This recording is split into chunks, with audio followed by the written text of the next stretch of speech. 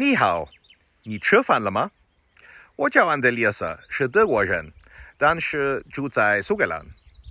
今天天气很好，阳光灿烂。苏格兰经常下雨。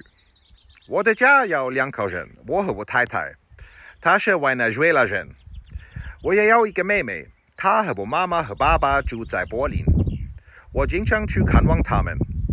我是视频记者，工作在 BBC。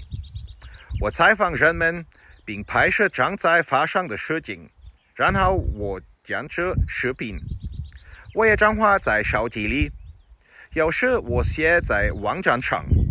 我在盖尔语电视台工作，但有时也为英语频道工作。我喜欢看书和化妆，还喜欢泰国菜和外式地酒。因为我爱语言，所以我学习中文。我说过12种语言，但我不知道今天还能不能说所有这些语言。了解不同的文化也很有意思。我还喜欢旅行，因此想去中国玩。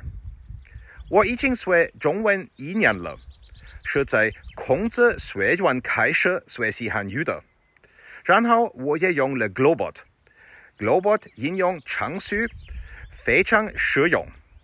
我喜欢定期重复练词，也喜欢利用空闲时间学习。我的中文进步了很多。谢谢，再见。